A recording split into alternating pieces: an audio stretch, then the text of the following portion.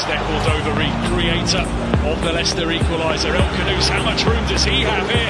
El Khannouss going for goal, and he finds it as well.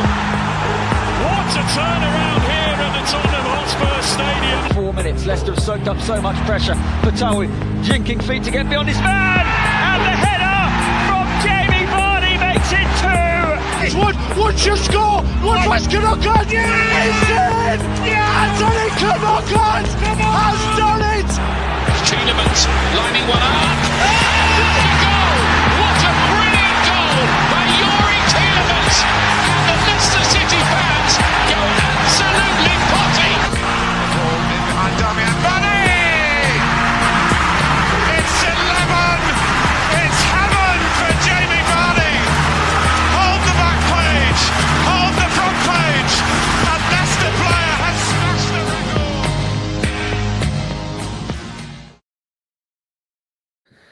Good evening and welcome back to Blue Tinted Glasses. It's Wednesday, it's time for Fox's Den, and we have an interesting one to talk about today. Lots to talk about, lots of different players to talk about. As you can see by the title, Rats Fleeing a Sinking Ship. And that's not a nil in a year's time when he leaves me for Chris. All right. So make sure I've got my eyes on Manny, mate. Don't you worry. You can have him. Make sure to get your comments in throughout tonight's stream because it's important. We're going to be talking about a few different players and we want to get everyone's opinion on them. Before we get into it, Anil, how are you doing, mate? It's nice and sunny outside, as you said before we went live. So you in a good mood now? Absolutely. Get the ice creams out. I've already had one. Might have a cheeky second later on, depending on how miserable we feel after this stream. So yeah, enjoy that weather. Summer is here. I was working earlier and I could hear an ice cream van at 11 a.m. That should be illegal. That's way too early. Way too early. Chris, how you doing, mate? I'm all right. I'm full of man flu and this cold still, which means that I'm going to play up front for Southampton at the weekend because, let's be honest with you, Leicester City players couldn't catch a cold, could they? Yeah, Bum-bum. absolutely, mate. Yeah, Doc, you're in like a summery shirt and everything. Look at him. Yeah, I mean, I was just out eating some sushi and enjoying the nice weather here in Denmark. It's about 20 degrees here and will be even hotter tomorrow. So was able to enjoy a bit of the sun. The exam period has definitely begun though. So I'll spend most of the day indoors just grinding away at exams. And he's finally realised how to have that hair. It's better now, right? Give it a week. So like the more it grew, the better it became. But yeah, the barber didn't do me so dirty after all. It just needed a bit of a calling period, and that took a week. But now it looks totally fine. I asked him earlier for some photos. That sounds a bit dodgy for next season's thumbnails, and he's putting it off. I think he's going to wait. Yeah, I did actually put it off because of the hair. I'm not even joking. Okay, right. Let's get into it. Oh, let's just quickly say hello to people in the chat. Matthew Bond, evening. Hope you're all good, mate. Final Whistle Jack, evening to you, mate. SSV Entertainment, hello to you. Scarlett's here as well. Are we really going to miss the likes of Faes, Booba, and Cody? We're going to talk about them, so don't worry. LCFC and Chicken Wings says, greetings from the USA. What a combination. LCFC and Chicken Wings. Right. Okay, so the topic today is, of course, like I said, I've named it Rats Fleeing a Sinking Ship because we're, not even 2 weeks post-relegation, and we're already starting to hear stories and maybe agent talk about certain players, wanting to leave the football club. I suppose it is natural, Anil, when you have a relegation. They're all getting a 30% wage cut as well, of course. Some of them will want to play for their national teams, and I'm talking about Wout Faes there. But yeah, it's interesting, isn't it, Anil? We're getting all these stories prior to Top actually releasing a relegation statement. I mean, it's ridiculous, isn't it? So I was sending in chat, like, even Cardiff City, they got relegated. Vincent Tan, who hasn't been to a game in 7 years, he could still be bothered to release a statement. Released a message from Dion Chansiri, the mental Sheffield Wednesday owner, having a go at one of the fans, but at least he's doing some sort of communication. And of course, it's just tumbleweed at the King Power. Literally just the apathy and the lack of respect that is given to fans, unbelievable. It's crazy. It's crazy. Chris, are you surprised at all by? We're going to speak about some of the names specifically soon, but are you surprised by the talk already being put out there about certain players wanting to leave or being linked with moves away? No, get rid of them all. I mean, if they were that good, we wouldn't be going down. So have a great big clear out, get rid of all of those that are shit, which is, let's say, 99%, and let's start with the youth, and let's just start all over again. Yeah, 100%. I mean, Doc, when we got relegated last time, we saw the likes of, Yuri Tielemans and James Maddison leave, of course. Harvey Barnes as well. Castagna, we saw a couple go out on loan, Soumare and Victor. So, yeah, is it surprising at all to you that talk has already begun? Not really. It surprises me, though, that this precedes the official wording from the club on the relegation, right? I think reading the Athletics articles today from Rob Tanner, one of the things he pointed out that I, for the first time, really thought about was the fact that we have the time on our side advantage, right? We don't know how we're going to be punished from the EFL. So right now, we know where we will be. We can start getting players off the books. Obviously, we can't sell them out because the window isn't open, but lining up the deals, lining up the next manager, all these things, and they might be going on behind the scenes. But since we've got no official statement from top or anything, I'm worried that the time that we have on our side compared to other championship clubs is currently being wasted just, being on vacation, because it feels like we're floating a bit in limbo right now and things are just happening, but nothing really to do with the club, just the players themselves desperately trying to flee the sinking ship. Well, this is a very good question. Will anyone want our dead wood? And we're going to speak about some specific players right now. So let's kick it off with, so I didn't include Hermansen here because I think we're all expecting him to go anyway, right? I think we're all good expecting offer, right? Yeah. Yeah. So, by the way, some of the graphics I'm about to bring up, there is an estimated value, and that is based off transfer market. Sometimes it's too high, sometimes it's too low. But yeah, that's what we're going off here. So the first player I wanted to bring up and talk about was the next man probably on everyone's lips other than Hermansen, and that is Bilal El Khannouss. Here you go, Nil. I mean, his estimated value is 25 million, but we did learn recently that he does have a release clause. What that is, we have absolutely no idea. Obviously, he's still got 3 years remaining on his contract because he only just signed last season. What are you thinking for El Khannouss this summer, mate? Because I think based off his performances early 2025, January, February, you'd be thinking, oh, there's going to be so many clubs after him. But of recent, not as impressive. Maybe, but I think that's harsh. I think for someone having their first season in the Premier League and what's going to go down as one of the shittest Premier League teams of all time, he's done pretty good. I also think the player profile that he is, we're in this interesting situation where the type of football you play in a championship compared to the Premier League is completely different. And what you're going to find next season, like we saw under Enzo, is that teams are going to be parking the bus. They're just going to put 10 men behind the ball and it's going to be super frustrating to break them down.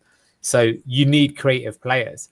And I think he's even more creative than anyone we had when we won the title in the championship. So for me, look, for what it's worth, this season is one of those that, like, if actually every single player left, would I be bothered?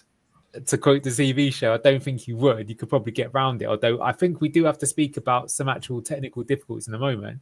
But for me, I actually think he's the one player I would try and keep, because I think not only is he pretty good, I think he'll get better, but I also think that specifically for the championship, him and a striker, I think, are sort of two of the best possible players you could have. We know that Fatal is going to stay. So, I think, yeah. If I can shortly just add to that, right? As someone who's watched Christian Eriksen throughout my whole life as a Dane growing up in the era where he dominated, he has a bit of Eriksen in him in terms of he might not always have the perfect game, but the thing Eriksen has always done, especially for the national team, even if he's had a bad game, all of a sudden he just unlocks the whole defense with one pass, and he has that edge, like the edge to him as well. He has the X factor to show up in those games and all of a sudden just break down a 9-man, 11-man QPR behind the ball, and we can then get the goal that we've desperately been trying to. And if we manage to keep him in the championship, I think he'll get valuable experience.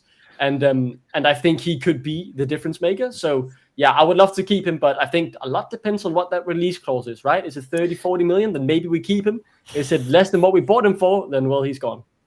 Right. Well, Chris, this is the thing, right? We're talking about the Rudkinomics, as I like to call it here. They signed this guy for 25 million. You know, he was probably expecting a relegation battle when he signed, which of course he was always going to get. And normally with relegation release clauses, and I think that's what it is. I don't think it's a normal release clause he's got. I think it's a relegation release clause, like Wilfred and Didi.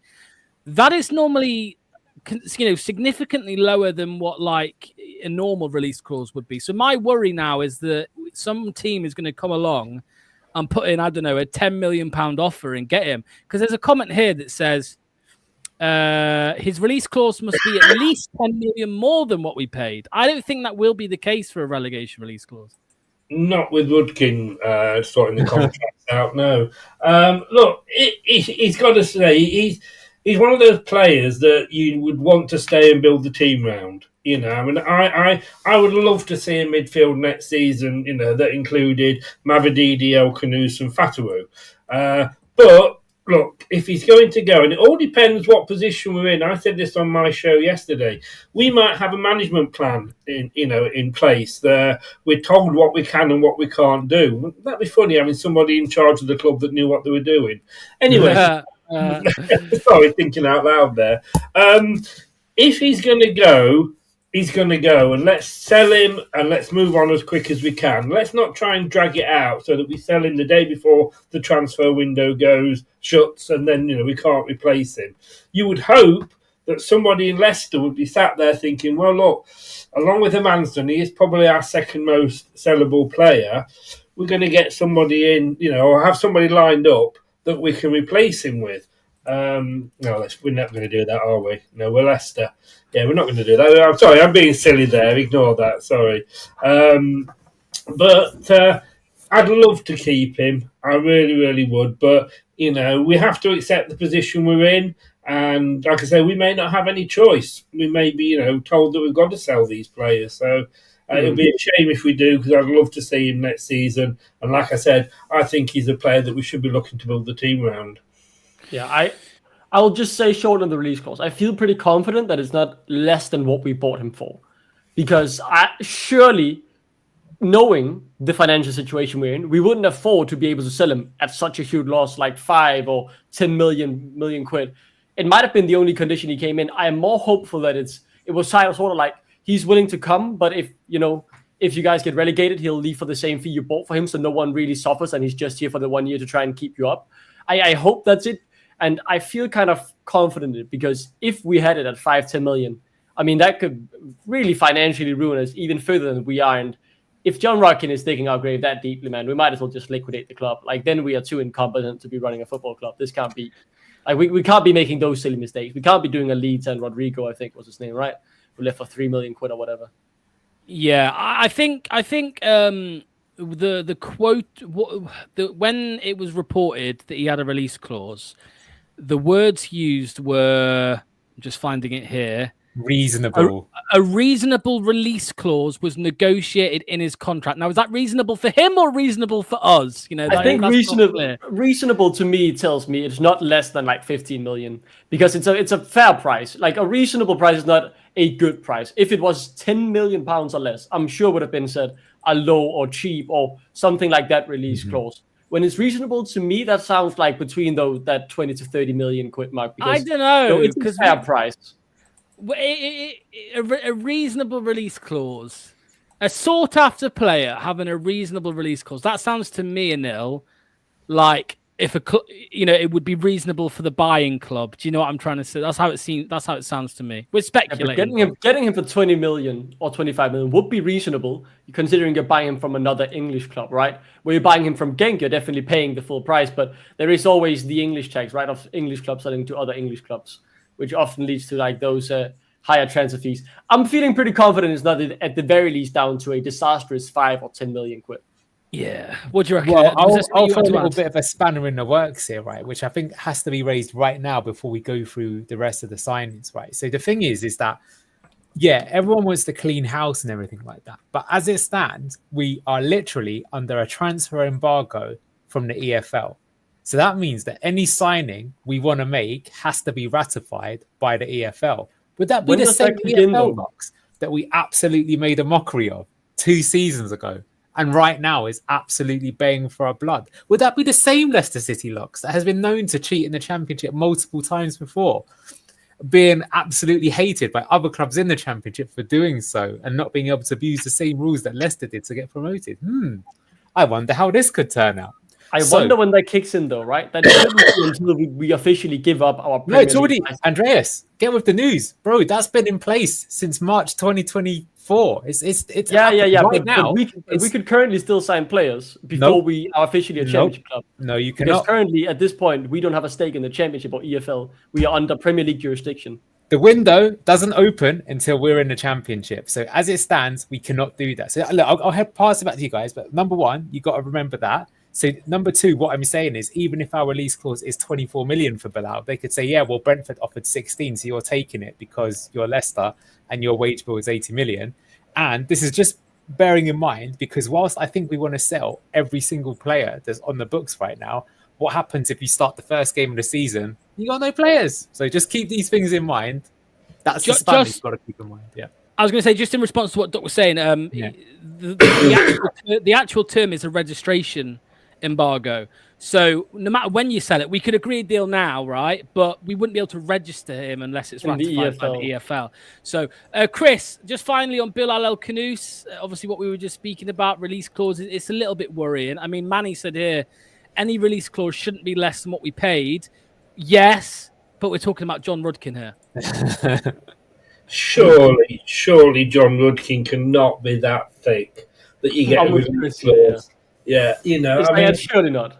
Surely not. You know, I mean, you've got to say, if that's the case, then somebody, you know, if it happens, somebody after one of the games wait for him and mug him and go and put him in a sack with a load of bricks and drop him in the North Sea. I mean, what? You cannot run a business like that, can you? You know, and it would be absolutely ridiculous. Look, Kanté came to us. We only had him for the one season, and he had a get-out clause. That happened to be 60 million. No, 30 million. Sorry, 30 million. But at least, you know, we didn't lose out on him. And that was Rudkin at the time. I still think that was doing it then. No, please, God, don't. No, I would hate to think about that. But like I said, if he's going, and let's be honest with you, with Leicester, we've been in the position before where we can say we want £9 million for a player. And somebody comes in and says, we'll give you 8. And Leicester will go, no, we want 9. We want 9. And we end up not selling the player and being stuck with him. Sometimes it's a case of taking the loss to get them off the books and get their wages off the books. Yeah. I don't want that with El Khannouss. I want him to be at the club next season. Depends obviously how ambitious he is. Depends which teams come in for him. Depends what he looks at the club and thinks how ambitious, you know, we are. But like I say, we have to accept the fact that it may not be down to our choices. Yeah, absolutely. Well, let's move on to the next player on my little list here. Let's do a bit more of an obvious one. Chris's favourite player. But I will come to a nil on this one. And trust me, I laughed at the valuation here as well. Wout Faes, £16 million his estimated value. I think we bought him for about 15 or something like that. 15 million. 2 years still left on his deal, which is a bit nuts. Anil, talk to me, mate, because you know this guy. We all know if he played the season in the Championship next season, he would look like Franz Beckenbauer. The problem is that he thinks he is Franz Beckenbauer, and when he heads to the Premier League, he's a bag of shit. I mean, he's an arrogant shitbag as well, isn't he? Let's call it as it is. It's so weird with him. Do you remember when he first signed? There was sort of like this sort of cult character about him. And he actually did improve the defence for the first 5 games. I remember on Match of the Day, they were like, oh, Leicester under Faes. And it was like showing how much our defence improved. And then he had those 2 OGs against Liverpool and it all just fell apart. But he thought he was still amazing. It obviously got to his head. Look, I think we'd all say just get him gone. The one thing I would say with him compared maybe to Vestergaard is that with Yannick, I think a big problem why, in my opinion, we shouldn't use him at all is that like the way that we play. So say under Maresca, I know that our attack at times was like, you know, mind-numbingly slow. It was so boring to watch at times, right? But the thing is, is that he knew that he had slow defenders. So his kind of point was that, like, if we are a bit reckless in attack, then the other team just pump it over the top and they're in, and our defense can't catch up. I remember the first game of the championship season under the Enzo reign against Coventry. In the first half, they did exactly that. And Vestergaard was just running in treacle. It was just hilarious looking back at, like, the snails were passing him by something. Now, the thing with Faes is he's actually got pace. So in the championship, you said it yourself, Locks. Do you remember the second tier podcast where, like, he's like watching Franz Beckenbauer in the championship? Sure. So what I'm saying, as I said earlier, is with the transfer embargo, I think with Faes, the problem is that, like, if we kept him, he probably would be in one of the top 3 centre-backs in the championship, which unfortunately shows you the quality. But for me, he's blocking, Caleb Okoli, Ben Nelson, hopefully some other players that could play. And I think he's too arrogant to keep in the squad. So I think we should get rid of him. But if there was, like, you are going to end up with... Actually, let me ask you guys. So let's say the way that the cards are shuffled, you have to end up with either Yannick or Wout Faes. Which of those two would you pick? In the championship, I would rather Vestergaard, and I actually think that Vestergaard had a better season last year than Wout Faes. Genuinely, I think Wout Faes. Yes, Vestergaard was obviously very susceptible to the transitions. Obviously, his lack of pace was a big problem, but I think Wout Faes made a lot more mistakes. Errors, just bozo moments, like we know, he did. I understand it's very close. They're both really shit. That's the problem. They are both really, really shit. But out of Faes and Vestergaard, I think I would take Vestergaard. What were you saying, Duck? What would you do? Well, I think I know what your answer is. I think I'm leaning towards Vestergaard as well. But that's because I think in the championship we're able to play to his strength, which I still stand by. His passing out from the back is really good. He can play those good long diagonals, and that could definitely be abused again, right? If we keep both Mavadidi and Fatawu. So I would go for him. Also, I think Faes is the easier one to cash in on.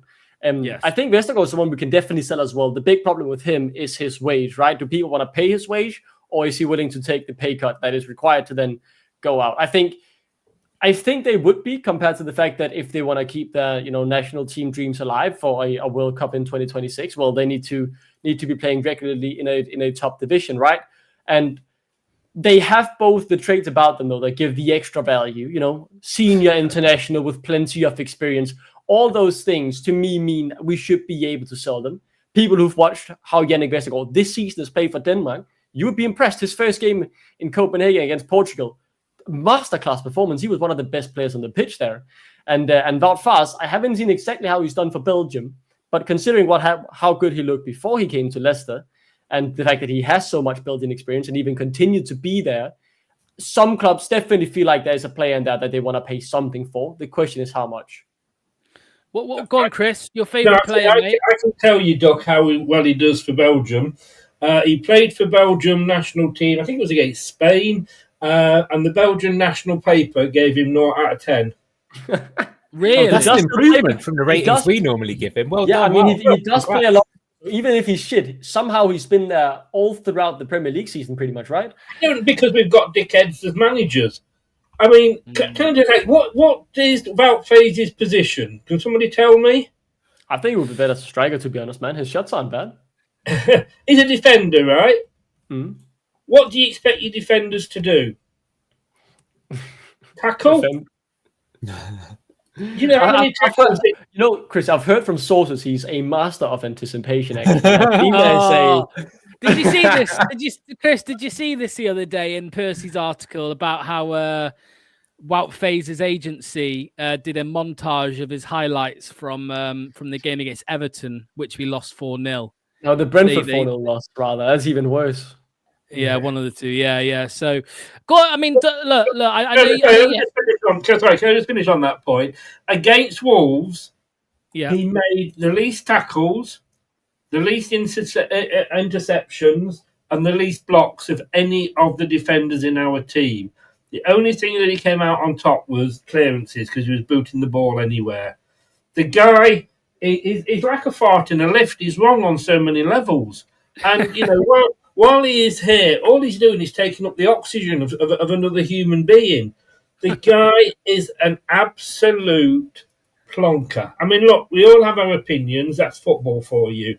But no, I'm sorry. And again, if he's on a high wage, then sell him a little bit cheaper so that the buying team can possibly afford the wages. The guy has got no future. I could say I'd put him in the same bag as I was saying before and drop him in the North Sea.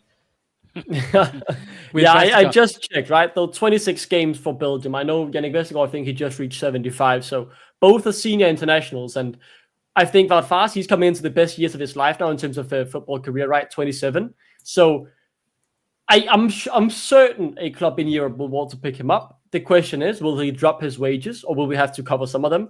And how much are they willing to pay? But I think 10 million. He can't be on that much. Yeah, I don't think Wout Faes isn't too much because he came in when we had the financial struggles. Westergaard is the big issue. But again, how much of a pay cut did he take when he signed the new deal? We don't know for sure. Wout Faes is going to the Turkish Super League, so there's no need to worry. Oh yeah, he could definitely do well at Galatasaray for Fenerbahce for 50 million euros. I don't know about that. I think Galatasaray are quite a good team, so I don't think they will sign him. Probably Besiktas or someone will quite well for Galatasaray for a period of time. And Yunus brilliantly for them. Go on. Can I just apologise to Planet Earth that we're not more positive off the back of a relegation and one of the worst Leicester City seasons we've ever seen? Like, sorry that I'm not dancing to the hills.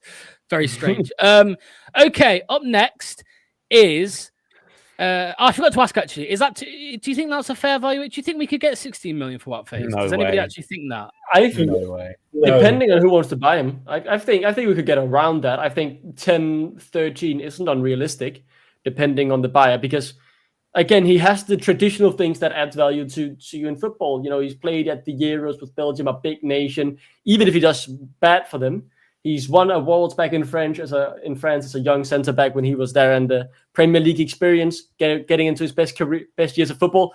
I mean, I'm trying to make him sound as good as possible here by naming the big accomplishments, but that's how they'll try to sell him. And I do think that if he finds the right club, I think they could pay around that valuation. I don't think we get our investment back on him, but I think we could get somewhere near that. Right, up next is one that's been quite we've seen it in the media, unofficial media, over the last couple of days, and that is Boubakary Soumare. So his estimated valuation is about 11.9 million. 12 months remaining on the contract. Last relegation, of course, he went out on loan to Sevilla. I think there was an option to buy. Obviously, the Italian clubs and the Spanish clubs never activate those deals, but. Anil, Boubakary Soumare, because I mean, I was speaking about him yesterday on Jack's channel, and you just feel like banging your head against a wall because you see these moments and one-off games where he looks like a world beater, but more times than not, he's absolutely useless. I got a feeling again, if he was to play in the Championship, he'd probably be ridiculous in that division. But with his wages, it hasn't worked out. We've signed about 500 central defensive midfielders over the last few years. So get the one who's on the highest wages off the books. But I think we all know that the biggest criticism of Booba, actually, for me, it isn't even sort of the bozo gene. It's more the can't be bothered gene. That, like, for me, the sort of defining memory of Boubakary Soumare is just seeing him jog really slowly back as we concede another goal on transition. Like, I don't know about you, but when someone says a name, if you say Vardy, you're imagining him scoring that goal against Man United. That's probably the first thing that comes to your head. With Booba, like I say, I'm just seeing this guy going in slow motion. Half the time, it looks like he's just had a spliff before the game. That's how it looks like. He's just like trotting along. Who am I to judge? Not on the football pitch. Probably what I should say. He's had some of Rude's herbs, I think. I am confident that we can sell Boobs for around those 10 million euros. I don't think that's unrealistic because I'm absolutely certain after what he did in France and the highs he's shown in those few games at Leicester, there is probably some manager out there who thinks I can fix him. I can make him play consistent because you 100%. See the ceiling, you see the good things, and I think if there's someone who we can realistically get his market value for outside of our big sellable assets, right, it's Boubakary Soumare because you can see the player in there. You just can't see it every game. Chris, Boubakary Soumare, like I said, valued apparently at around £12 million. another one with only a year left. It's a bit, I was actually quite surprised because there's another 2 players coming up that only have a year left. Or 3 actually. I was quite surprised at how many only have a year left. And if you remember to our last relegation, the likes of obviously Yuri Tillman's left on a free, but I think Maddison only had a year left. I think Castagna might have only had a year or maybe 2 left. Where, finances aside, we're going to have to get rid, aren't we? Because he's only got a year left and we need to try and recoup some money. Well, this is what I'm saying about some of these players where whatever their value is, you accept whatever you can get for them. Let's be honest, he look, the other thing, of course, with a lot of these players, we don't know who the manager is going to be next season. Because a new manager might come in and might see something in him, move him about on the pitch a little bit. I mean, look at Wilf under Enzo. Look at Vestergaard under Enzo. The season they had in the Championship, none of us would have seen that coming. So that's the big thing. And obviously with the way this club's in run at the moment, we won't know what the manager is probably until the day before kickoff. But no, for me, he's got to go. For me, look, he's a defensive midfielder. And I know, look, I love my stats. 1 tackle he made in 90-odd minutes against Wolves.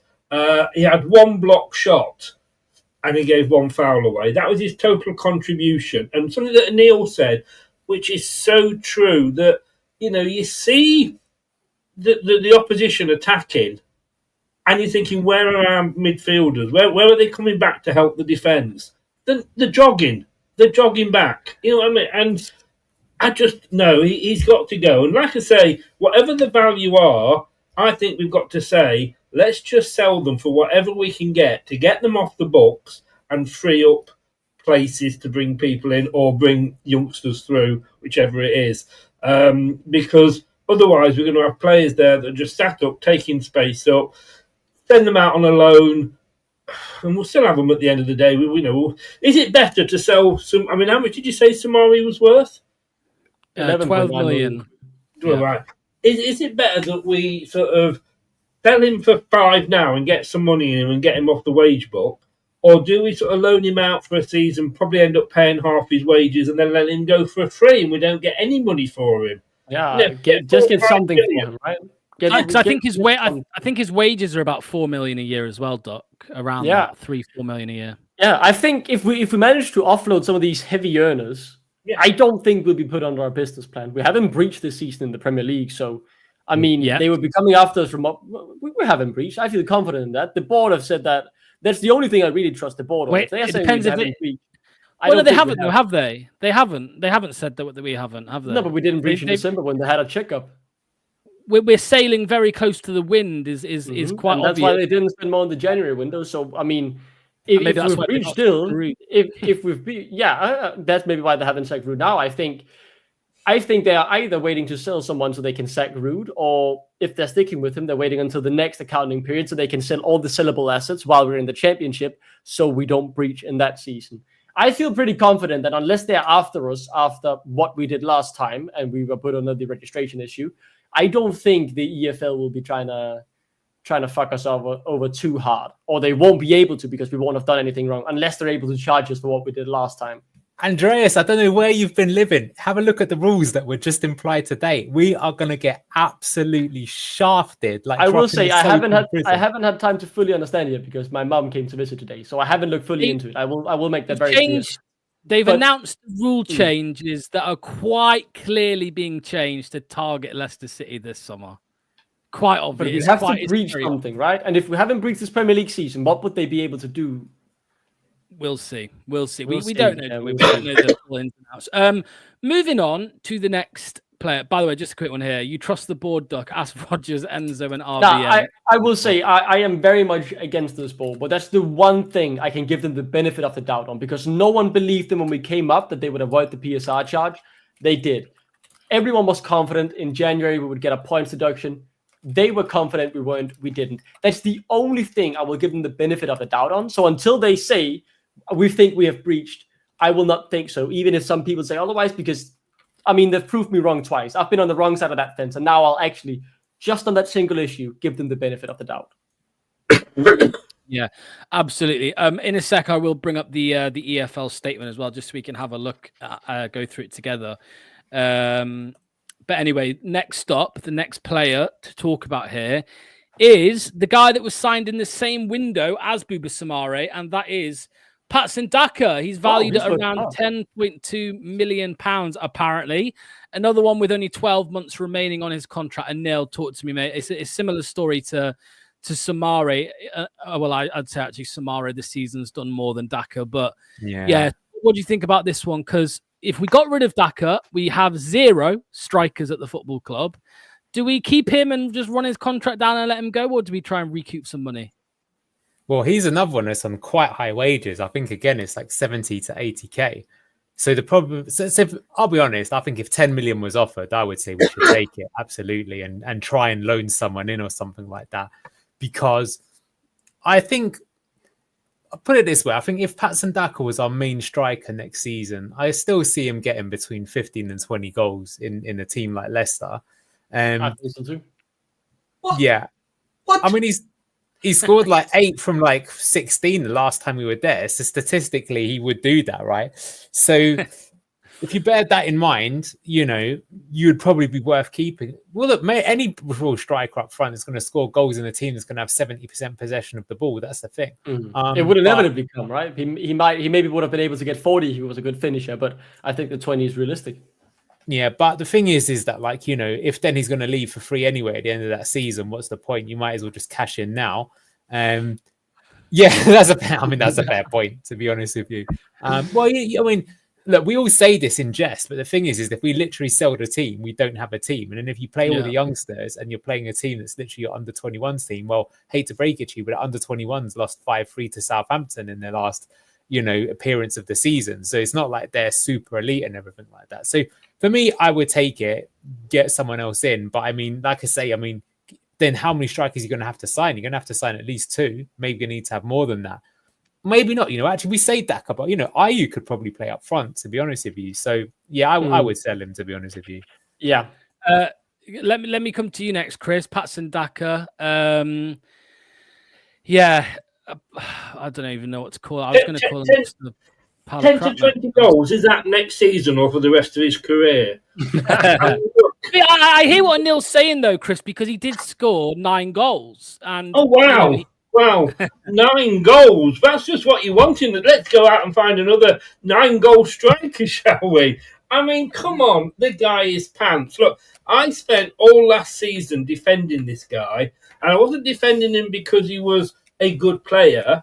I was defending him because of the amount of abuse he took for the amount of goals that he missed. Because I knew that if Vardy had done that last season, everybody would have just gone around and said, no, it's Vardy, he's missed a goal, show what, But Daka, he was missing them as well, but being absolutely pinned to the cross. Nailed to the cross, sorry. Whatever we get, if we get 5p for him, sell him. How many managers has he played under that haven't liked him, that he hasn't performed? And Ruud van Nistelrooy was a manager that said, oh, I was looking at him when I was at PSV. So you suddenly think, wow, this is where he can get, a manager that can get the best out of him. Apart from, was it the Villa game? Nothing. Absolutely nothing he's done. He does a lot more in the game than Vardy does. He has more touches. His heat map is a lot better. He runs about more. But you want your striker to score goals. And I know what you're saying, that we're going to be ending up with no players. But look, we say about these academy players, we've got all these academy players coming through. What have we got out of Seagrave? Nothing so far, but it does take a couple of seasons for these things to work the way through. Like, a plant to grow, it doesn't always flower in the first season. Look at Chelsea under Frank Lampard. When they had a transfer embargo, he had to play the youngsters, and he got them into the Champions League. Yeah, Chris, they had the best academy team that had won the PL2 3 out of 4 years. Like I just said to you, the Leicester PL2 team is not near that standard. Yeah. Okay, no, but look at the players we've got loaned out. Alves. Yeah. Nelson. Not a striker. Cardiff got relegated. Oxford barely survived. But they did survive, and he scored a goal. Yeah. Patson Daka scored 9 goals, Chris, and you said he's not good enough for the club. I think the overarching point you're making of playing the youth, I wholeheartedly agree with. I think we have youth that is good enough to be a part of our season next season in the championship. But one of the few areas where we are thin in the department is striker. You have a Nathan Opoku who's been injured most of last season and has only just come back. Then someone I can't remember. And then you have Jake Evans who can play as a striker, who's been brilliant. But from what I've heard, he prefers to play on one of the wings. So, I mean, yes, you could try and play Jake Evans as a striker, but you can't be asking a 16-year-old to lead the line. I think if we have Jordan Ayew, I would definitely sell Daka. And I think we need to remember as well, we are all very down about our squad right now. I talked with some of my EFL friends yesterday who are, QPR fans, a few of them Portsmouth fans as well. And I was there saying, if we can just challenge for promotion, I would be happy. And they reminded me about the fact that the EFL is the EFL Championship. Even with the squad we have right now, and if we sell 5 or 6 of those players, we should still be able to easily challenge for top 3 if we have a decent manager. Yeah, I do want a bit. As Costa says there, if the youth can keep us up in the Championship, we can move forward from there. Yes, we can. Look, I'm one of these that if we don't get promoted next season, I actually won't be disappointed. Financially, it will be good, but if we get promoted next season, we're probably going to come straight back down again. If we can get these youth players in, if we get a points deduction and it doesn't look like we'll get up, that's great because that will give them a season to bed in. And and get some experience and get used to the playing. Other clubs. How old was Wayne Rooney when he broke into the first team at Everton? All these players that at other clubs that are starting. Wayne Rooney would still be in the bloody youth team now if he was at Leicester. We've got to give these players a chance. Yeah. And Daka, what has Daka done apart from that one game? And we've got the 4 goals. What has he done at this club? Absolutely nothing. Absolutely nothing. Can you pin your hopes on him being our number 1 striker next season? Do you remember saying the Championship? He got, what did he say, 9 goals in the Championship? 9 goals in 48. That's going to go as well, isn't it? He played 15 times, so he had quite a good strike record, actually. He probably played more than that, but was coming on. He came on a lot, didn't he? He had 15 starts, 5 sub-appearances. The thing is, Chris, he got 9, but we all know he could have realistically gotten 16 or 17, right? Because we all remember the squandered chances, right? And that's where the disappointment comes from. Chris, he should have had 16, 17 goals and why he didn't, that's on him. That's his poor finishing. That's because he's not brilliant. I should have remember the league game. Remember the Plymouth game. Yeah, that's why we're disappointed. Manny's getting creative in the chat. He thinks a 16-year-old. This is crazy. He thinks a 16-year-old who's played 6 times for Saint Etienne, scoring 0 goals, could score 15 next season in the Championship. Maybe, who knows? I like that, Manny. He talks a lot of sense. Shut up! You should have him on here. You know that, Locks. That's not what you were messaging me earlier. I'm joking. Don't believe in Manny. I think just like with Soumare, Daka, 10 million. I think we're going to struggle. I think we're going to struggle to get 10 million for him. Moving on. Moving on. This is an interesting one. What would you guys do with? I'll come to you first, Anil. Mr. James Justin. He also has only 1 year left on his contract. 12.7 million. I could see this guy. I could see this guy signing a new contract in the coming weeks, to be honest, and staying a bit longer. What do you think?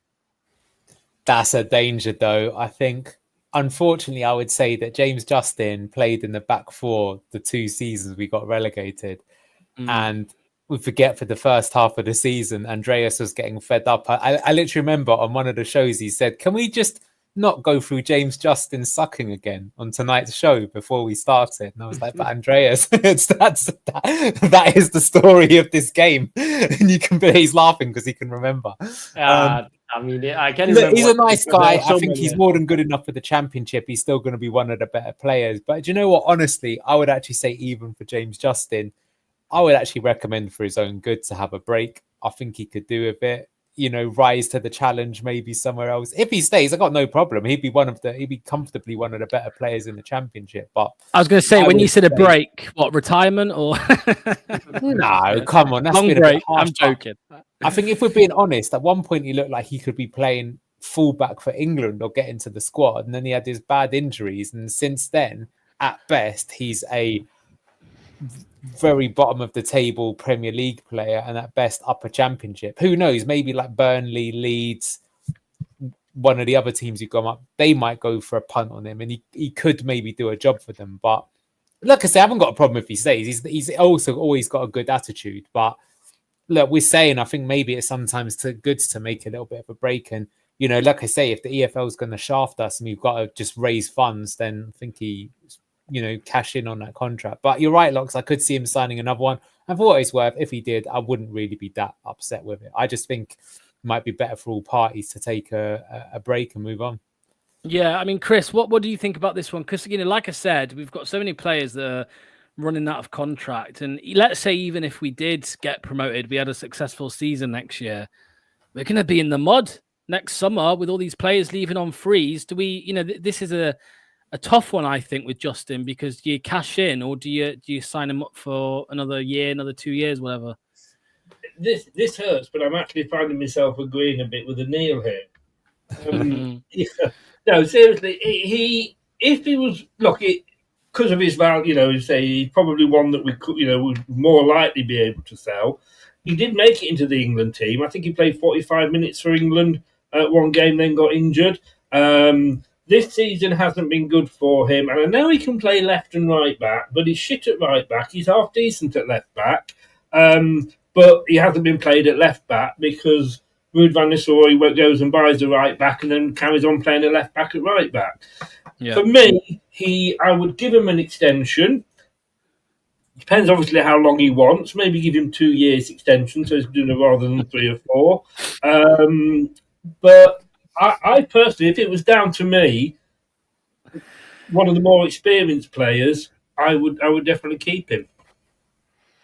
Yeah. Doc, with JJ, because you know I saw a comment earlier saying about get rid and play Woyo, but then I don't know. I think Woyo's favoured position is at right back, so maybe a Justin Woyo fullback partnership. What are you thinking for? I'll JJ's say it shortly. I think if we get an offer for his valuation, I'm ready to sell him. If not, we know how good he will be in the Championship. I think for the Premier League, he would be a decent squad option too. He should not be starting, but you know, wouldn't be bad if he's supposed to play a few games. So yeah, I'd be down to like maybe a 2-year extension and just lock him down. But if we get a valuation offer, feel free to sell. This is, you know, I actually think, Anil, that because somebody put earlier about him being scapegoated, like I think JJ got a lot of shit in the first half of the season, and you could say partly rightly so, but you could also say that Cooper's system left him extremely exposed. I think you did an analysis on him, Anil, exhibit A, B, C, D, E, F, and G. Yeah. I think second half of the season he's actually been, well, I wasn't going to say good, but he's not been the worst. Better. Yeah, he's not been the problem. So like I say, I don't have a problem if we keep him. But I unfortunately, like I say, though, I just think he's like, you know, you get back to the Premier League and it's like, okay, how are we going to beat Leicester? And he'd be high up on the analysis charts of a player you'd be looking to exploit. That's just an issue. I'm not convinced he's Premier League quality anymore. That's what I'm saying. I think for him himself, you never know, because sometimes players go to another club and they completely reinvent themselves. I don't know if you've seen in the papers, like Scott McTominay might win Serie A with Napoli and he's been completely reinvented. And he used to get so much, you know, bad press from Man United. And look at Man United now, they suck and he's going to go and win a title. So good for him. Maybe something like that could happen. But yeah, it's true that like basically as soon as he changed the system, he looked like half decent. But I actually agree with Manny there, what he's saying there. So I think that as well. But like I say, I think of all the people, you know, I don't think anyone's really got that much of a bad word to say about JJ. Yeah. Chris, I'm going to come to you on the last player on my list. We're gonna gloss over a couple as well. But Mr. Harold Wanks, look, this guy has obviously been in the press the last few weeks. Vital last season in the Championship in that Enzo system. But he's currently valued at apparently 8.5 million, which shockingly is actually the lowest out of all of the players we've discussed tonight. So Leicester, Daka, Soumare, JJ. Again, only 12 months left because he signed 2 years ago and he only had a 3-year deal. What would you do with Harry Winks this summer? Because I think in John Percy's article, he said there's a feeling around the club that Winks and Vestergaard are waiting for the manager to leave. Does it all depend on the manager situation, or do you think we should cash in regardless? Look, he's an enigma, Winks, isn't he? I mean, again, last season he was brilliant for us in the Championship. Hasn't really done it in the Premier League, but then who in the team has? I'm sorry, I'm actually with was it Winks, wasn't it, that had his wife had the baby and he wasn't in the squad and he wouldn't go. Quite right. I fully back Harry Winks on that one. I'm sorry, football clubs come and go. Your kids are forever, and if he's just had a family, just had a baby, that's where he should be. And if we would just off of context, Chris, what we heard last night from Rob Tanner actually was that the Winks was settled in Nottingham with his wife, and approaching the birth, they decided to move back down to London, and obviously he refused to stay over at the training ground. Yeah, but again, what if he's got family in London? Well, why shouldn't he? You want to have your family around you. I'm sorry, football's a game. He could have said, "No, I'm not going to be there." Sorry, it's his job. You say it's a game, but it's also his job. It's his job as well. And I tell you what, if my boss had turned around to me and said, and I said, "Oh, I've got my baby's due next week. Well, you've got to come into work," and I said, "No, don't. Here's my resignation." Jobs come and jobs go. He could give his all. He could have said, "No, I'm going to miss the birth of my child," and then never be picked for the rest of the season anyway. Then he could be sold. Why shouldn't he put family first? But no one's asking him to miss the birth of his child, Chris. I mean, it's these one-off moments. It's and this could sound ironic. I'm 21 years old. I don't have a wife. I don't have a kid. But obviously, family is important. But if it's once a week to stay over at a training ground for a job you're paid 70, 80, 90K a week for, I mean, do you not have? Is it that bad? Yeah. Do you not have? You have maternity leave. You have paternity leave as well, where fathers get time off when the children are born.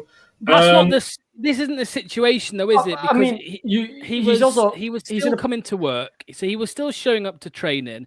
But let me ask you, Anil, right? Because Anil, we've spoken about this a few times, right? But let me bring this comment up. So it said, to defend Winks, no one commented when Casper used to travel from Manchester. That is true.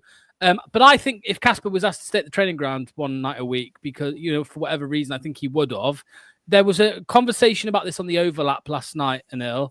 Or this morning, whenever it was. Obviously, the Man United legends are going to defend Ruud van Nistelrooy. Of course they are. But they were speaking about professionalism. You're in a relegation battle. The manager's asked you to stay over one night a week in a 5-star Centre Parks, basically. I don't know. What has your opinion changed on this situation at all, Anil? Same person who posted what you just brought up, John. Good stuff he's coming up with today. Get him gone. Poor attitude. Complete opposite to JJ. It's what I agree. I think we miss you, Enzo, remonstrating, got himself injured after 10 minutes in Enzo's last game. It was going to be Cooper's last game as well. I think he's not a good influence on the squad, to be honest with you. I think it will come out as well. My prediction is that when Vardy leaves in the summer and he does a little bit of an expose on his last season at Leicester, I think he will have some less than polite words about Harry Winks, is my theory that's going to be. So if he does stay, he will be one of the best players. He's one of the best players for us last time round, but I think he's now going to be the highest earner in the entire squad with Vardy leaving. I would loan him out, get some cash for him. I don't think he wants to stay anyway, and I think we signed Skip, who's basically going to be the younger replacement for the same sort of role anyway. So as you say, Harry Winks. Chris, I was going to say, mate, I keep saying this, there is history. Because of the Copenhagen party, he was front and center of that Enzo We Miss You sign parade. And he's also getting very petty because after the story came out, I'm sure he believes he's in the right. Of course he does. I'm not debating that. He believes he's in the right. He got a little bit petty on Instagram, and then his partner then posted a photo of him during the Liverpool game in the day that Leicester were going to get relegated, drinking an Aperol Spritz out of the pub. Dare he? But Chris, when you're not being picked in the no, let me finish. When you're not being picked in the squad, how dare he go out? How dare James Maddison go out and watch darts when he's not being picked? No. We're talking about during a game on the day we're going to get relegated. Was he in the That's what we're squad? talking about. Was he No, in he the wasn't squad? in the squad. He No. wasn't in Well, the squad. therefore, what effect would he have on that game then? I think if this was Wout Faes, you would have a completely different outlook on this. It's respect for the Chris. This is you just got served. The thing is, to me, Chris, he's putting his personal feud with Ruud over respect for us fans and the club here. And that's what pisses me off, because out of respect for the club, he can be as mad as he wants towards Ruud. On the day we are getting relegated in a season when he has played, he knows he's not been up to the standard we need to survive, for one of the highest paid players in the club as well. It's disrespectful to all of us who've sat here and watched it all and spent our money on it and supported him for all this time. Name me one player that has shown any respect to the fans this season. Messi Avanson? Has he not shown respect to the fans? Has he not? Bilal El Khannouss as well. But he's right. He is right, though. James Justin. I didn't hear who he said. I said He said Hermanson. So I just laughed because he said the day, and that was why I laughed. But I think so many players have actually showed respect. So he's played brilliantly all season, has he? But he was no player in that squad has But shown there's a difference between playing well enough and showing respect. You can be fucking dog shit, but at the very least, Wout Faes hasn't sat there with an Aperol Spritz smiling while he was getting us relegated. Facundo had a fallout. Chris. This is not about being good enough for the Premier League. It's about paying respect and showing respect to the club that pays you and the fans that torment their own lives recently from watching this shit we're watching week in, week out. It's the minimum. If you don't have anything nice to say, then don't say nothing. Then say nothing at all. Chris, what I was going to say, mate, was this isn't. Well, Chris, what I was going to say was this isn't like he's out, obviously, with his partner, whatever, and some fans taking a photo of him and exposed him, right? This that would have been different. His partner has uploaded this photo, and I think it's quite. If you are married to a professional footballer that's meant to have these standards, Chris, you would ask them, is it okay? Can I post this? I think it was an orchestrated thing to make a point, to be petty online, and there's history. This is what I keep saying. There is history of Winks, causing issues like this, with the Enzo sign being front and center of that. Same with Vestergaard, mate. There's history with Vestergaard. He's fallen out with 3 different managers. That's the problem here, I think, Chris. That's the problem to me personally. But yeah. That was keep him next season. Yeah, answer the question. Yeah. Would you keep him? Would I keep him? Well, that was the question right at the start. The question is yes, because hopefully Ruud van Nistelrooy will have gone. And I would have him and Skip as the two in the middle. I was going to say, like we were just mentioning, Facundo's fallen out of Ruud. Apparently, Akoli's fallen out of Ruud, and they haven't done anything. They haven't been petty. Well, doesn't it say then, if all these players are falling out with Ruud, what's the common factor? It's Ruud, but I think, and of course, some of the players you look at Ruud, but Facundo didn't fall out with Cooper. Winks did. That's the same with Vestergaard. He fell out with Rodgers. He fell out with Cooper. He fell out with Ruud. That's 3 strikes, mate. You can't have that many. And for Winks, within one season, under 3 managers, 2 of them he's fallen out with, well, there's also a common factor in that. So for some of the players, it's about, Ruud is definitely an issue. There is no doubt about that. But you can, at the very least, still not let that feud with the manager and be put over the club, and being respectful to the fans who week in, week out has had to watch such shit football this season that is actually, soul-crunching. Right. I'm going to.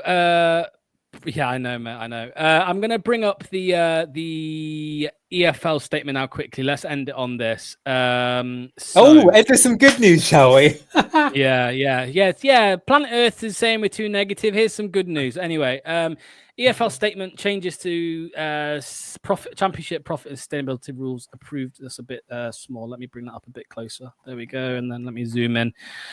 So an extraordinary general meeting today. Clubs in the EFL approved changes to the championship division's profit and sustainability rules for the 25-26 season to address the transition of clubs between the EFL and Premier League. As is currently the case, all clubs will still be required to file an estimated P&S calculation in March for the current season and the 2 immediately preceding seasons, irrespective of whether the club was in the EFL or not for all or part of that time. As a result, the change is agreed. So the club will then file its audited accounts and the final P&S calculation, with whichever league it is in at that time in the following December. The EFL will be able to apply a sanction imposed by the Premier League's independent commission, with an equivalent provision included in the Premier League's rules, should it be required. So what that's basically saying is, if these rules that are now in, if these rules were in place last season, the EFL would have been able to absolutely spank us left, right, and centre for the relegation year. So when the EFL receives the estimated P&S calculation in March, it can still take preemptive action if a club is forecasting a breach, which can be in the form of a business plan or requiring player sales once the transfer window opens in June. I remember seeing something saying that no one can... I think it was on your channel last night, Chris. Was it Craig? Craig was saying no one can force you to sell players. Well, that doesn't, require player sales. No, I know you didn't. I think Craig said it. I think they can. I disagree. Yeah, well, they can. Yeah, the rules here say they can. At an earlier club meeting in February of this year, clubs approved other changes to P&S rules relating to ad backs, audit, and disclosure. Following today's votes, the full P&S rules for the 25-26 will be distributed to clubs and published on EFL.com in due course. So yeah, I'm just saying. Yeah. So and we did see something similar recently as well. I think the Premier League changed their rules as well. I don't know why it's just me here.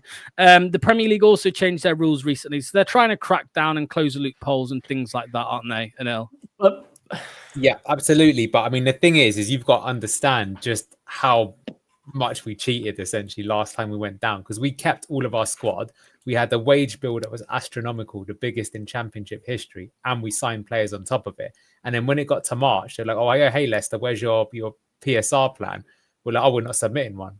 They're like, "What do you mean not submitting one?" We go, "Well, we don't have to. We weren't in your division." So if we had submitted it, they'd have gone, "Well, look, your revenue because you're in a championship is only 20 million and your wage bill was 80 million. Therefore, we're going to deduct you 24 points or something like that." Because it's like, well, because they could be like, oh, it's going to be 2 points for every 1 million that you're over, and you're over by 20, that amount.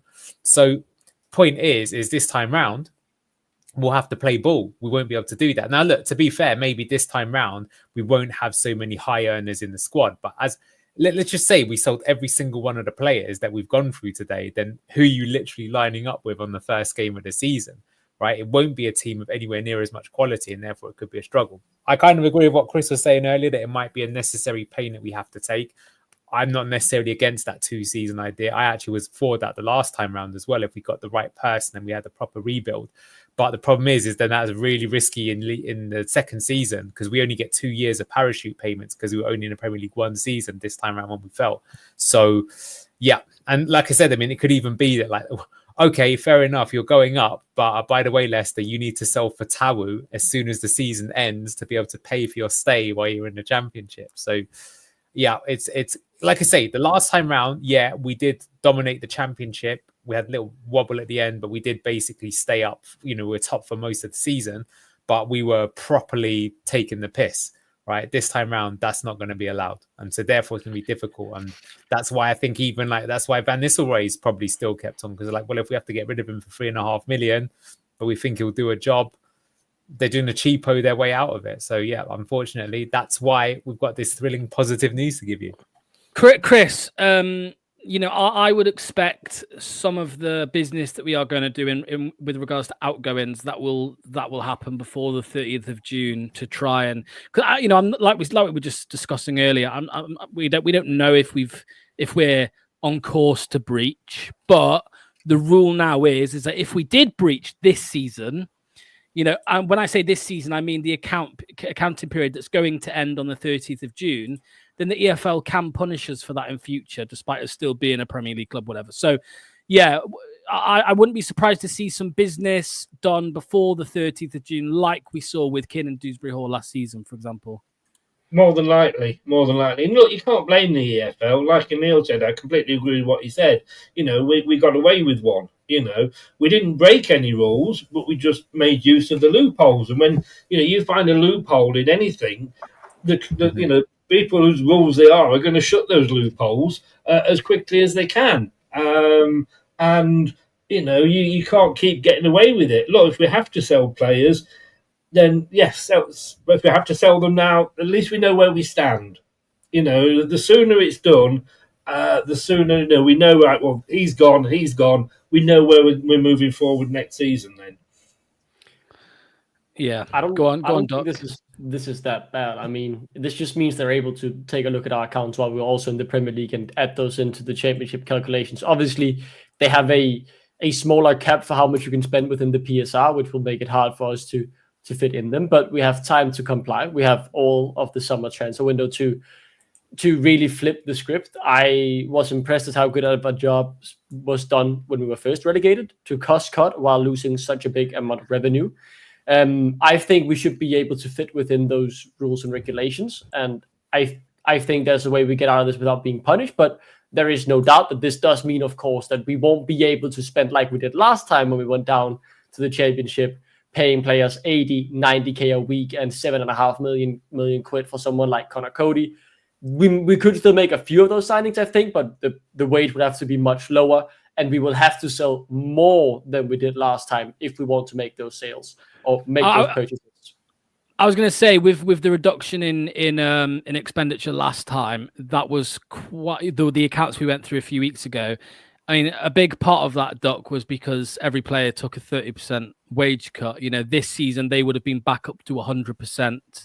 Of course, the wage bill was still lower because we didn't have Yuri Tielemans, but those wages that we did that were reduced to 30 are going to be back at 100. But anyway, I don't know. I just got this feeling Duck's got his, in the words of Nigel Pearson, I think Duck's a bit of an ostrich with his head in the sand with regards to PSR and the EFL at the moment. Qualified to speak about it, though. I've had a look at accounts.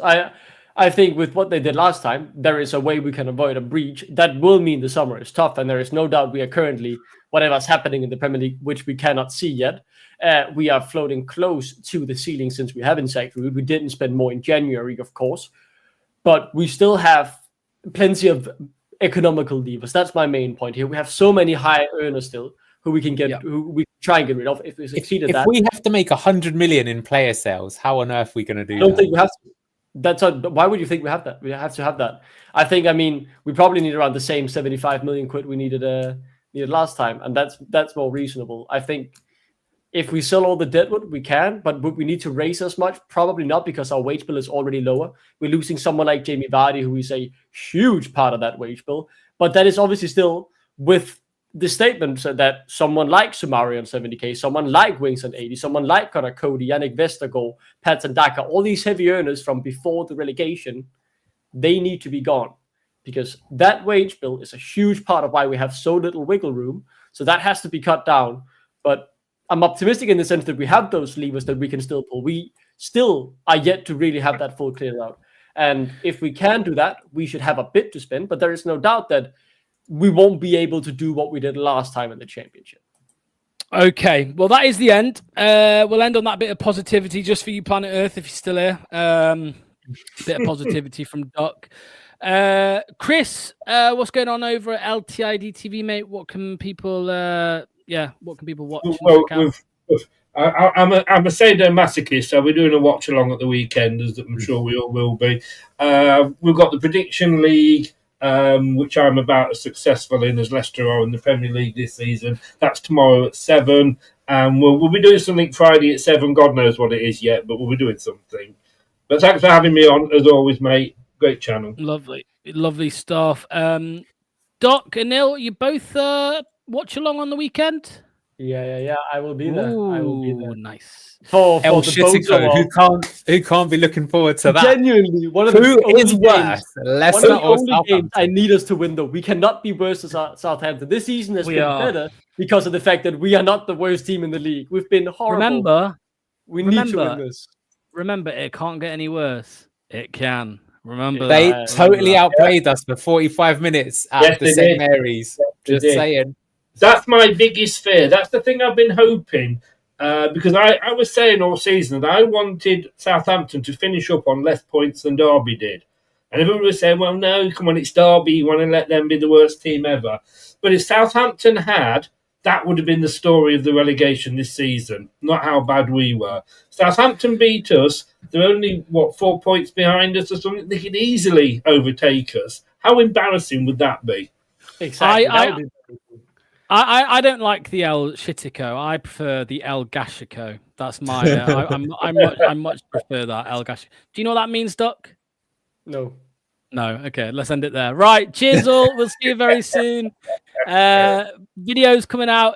Oh, by the way, wave, because that Harry Winks chat is definitely getting uploaded to BTG highlights. So there we go. We'll see you very soon. Bye bye.